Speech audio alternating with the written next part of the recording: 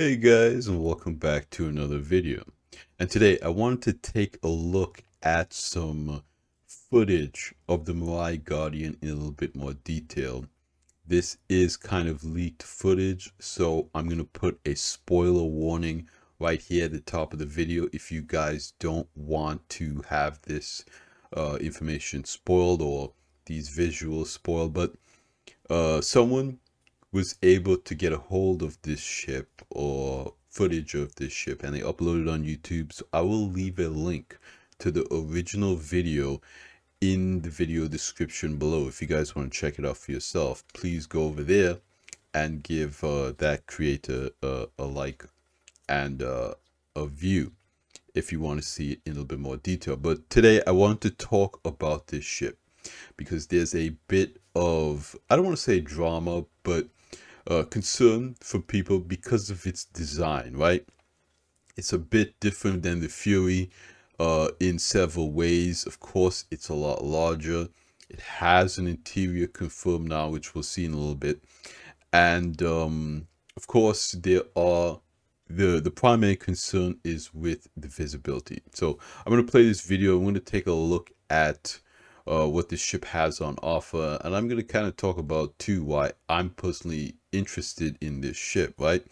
Because I said in my previous fleet update video that I was looking at either getting one of these or an ironclad, right? Or maybe both, I don't know yet. But realistically, I wanted something to do PvE combat in, and what people have been saying actually so far is that it looks like this might be a pretty good PvE ship. So let's take a look at it. Alright, so I'm playing this video at about half speed because this video kind of runs pretty fast. And I wanted to kind of slow it down so we could take a better look at it. And right off the bat, we're seeing here that the ship does have physical landing gear. In the Fury has hover landing gear. And that is kind of an issue sometimes when you're landing in other ships, when you're landing on the surface of the planet and different things, if you forget to take off your engines or something like that. It is one of the things that is kind of annoying about the Fury, so I'm glad that they put physical landing gear here in this ship.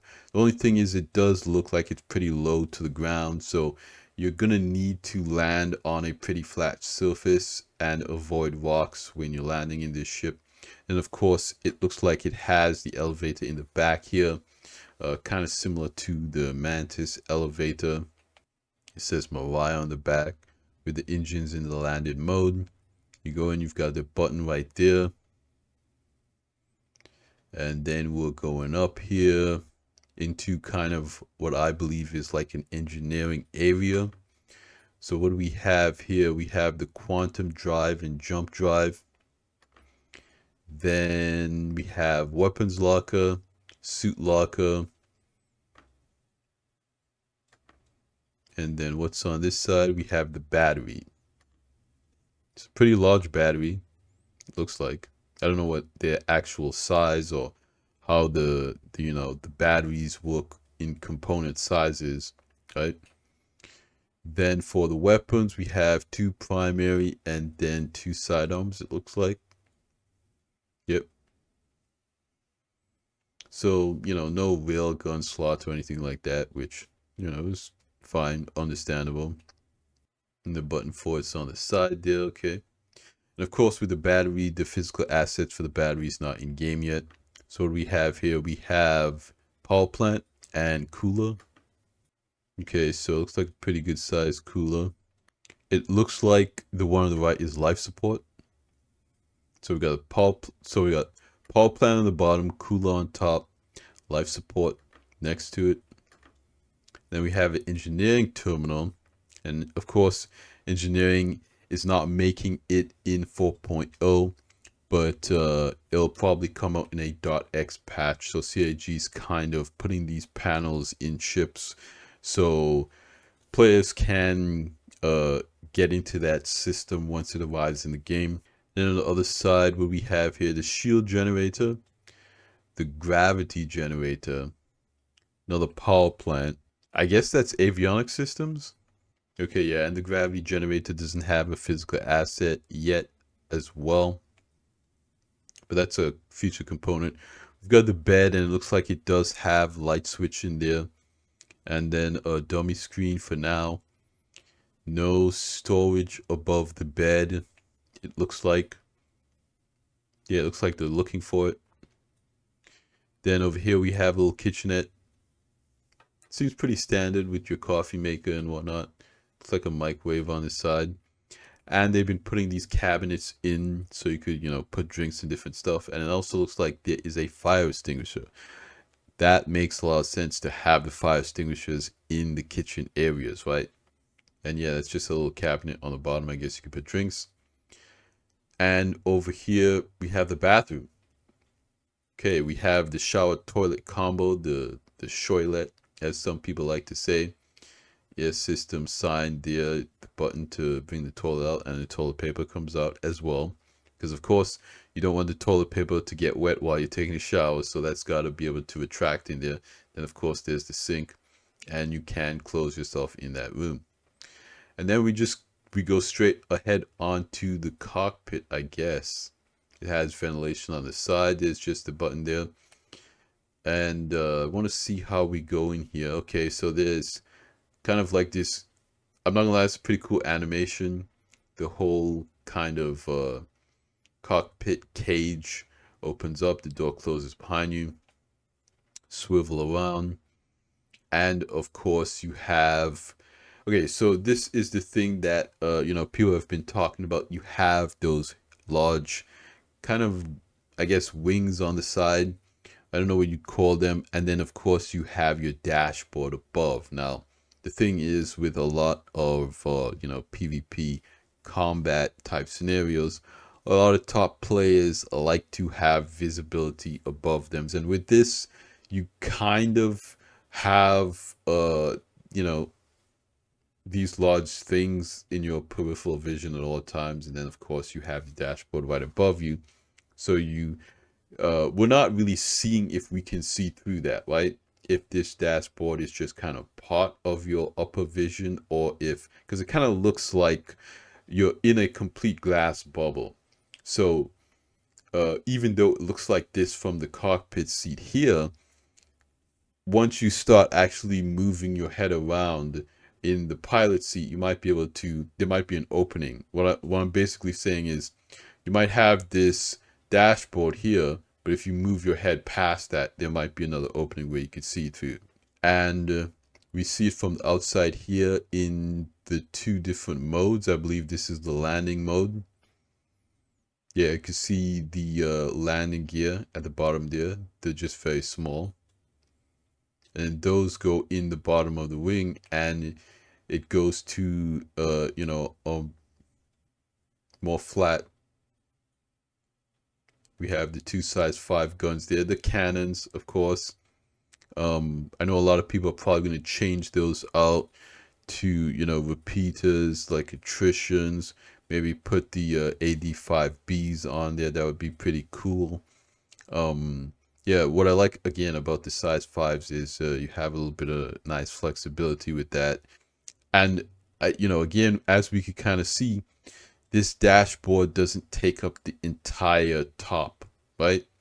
It's just kind of floating here, but you can still see past it. So if you were sitting here and you looked straight up, you'd still be able to see, right? So this, it doesn't completely cover the head of your player's character. It's just kind of like floating in this one spot here. And then, because of the G-forces, the camera pulls back in. But again, of course, if you had head tracking or something like that, you'd be able to move your head all around this cockpit, and you'd be able to see up past this dashboard pretty easily. So we have two MFDs here. That's not the best, most ideal situation, but of course you have your casts, right? So you could move information where you want them.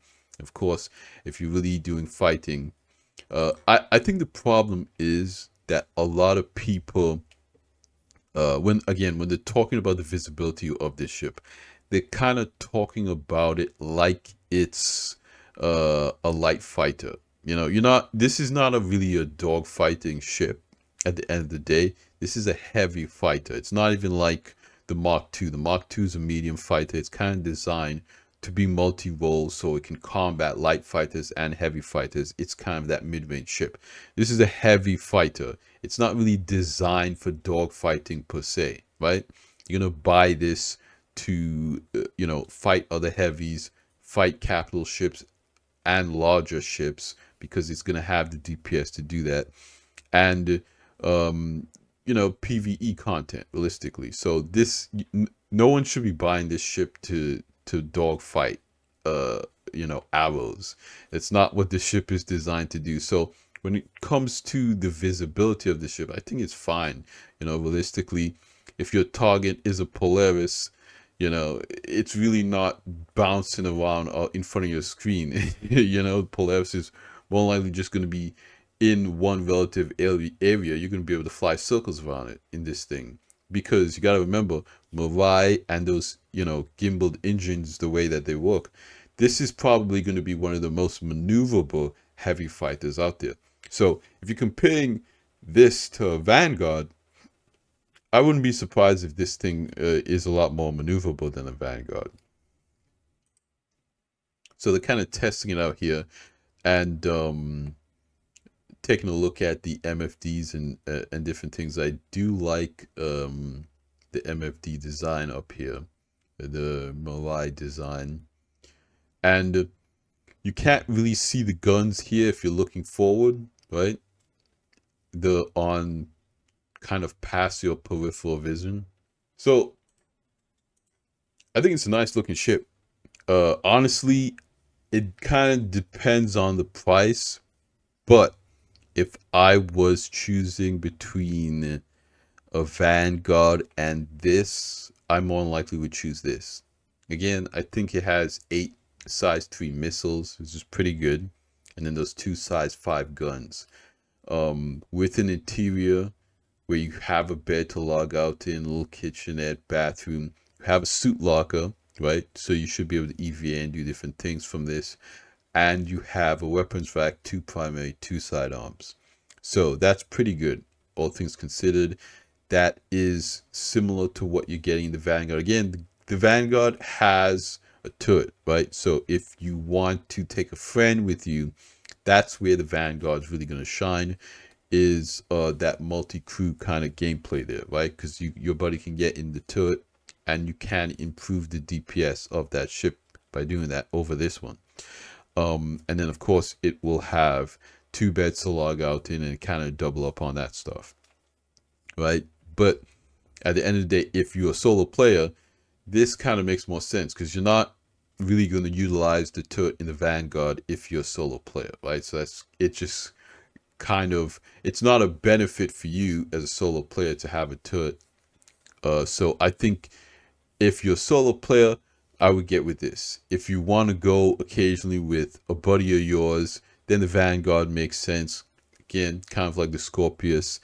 If you're, again, Scorpius and Vanguard, if you have a buddy to go with, right? And you want to team up and do that type of stuff. If you're kind of a solo player, you're probably looking at the F8 or this, right? But the issue with the F8 is it does not have an interior, right? So if you are a solo player, you want a heavy fighter with an interior, this is kind of the only game in town. So I want to know what you guys think about this ship. Again, I know that some people aren't really excited about it. They're not huge fans of the Mirai designs. I think it looks amazing. I think it looks great. I'm a big fan of Miss and Mirai. I think they're doing good stuff with the designs lately. And I think it's cool. I mean, you got a TIE interceptor. That's basically what this thing is looking like right here. So if you're fans of that, then this ship's probably gonna be right up your alley. I wouldn't be surprised if CIG came out with a black skin for this, like a black and gold concierge skin. I'm buying that instantly. I'm not gonna lie with you guys. I think this is looking pretty good and I'm pretty excited about it. But let me know what you guys think. By the time this video comes out, honestly, 4.0 might be live already and this ship might be for sale. So we'll see by the time you're watching this. I want to know what you guys think about this ship. Are you picking it up? Are you interested in it? Are you going to wait to get it in game? Are you even interested in a heavy fighter at all? I want to hear from you guys. I like talking to you guys. But that's going to be it for me in this video. Like I always say at the end of these videos, you guys like the video if you liked it. Subscribe if you want to see more. And I'll see you guys in the next one. Salute.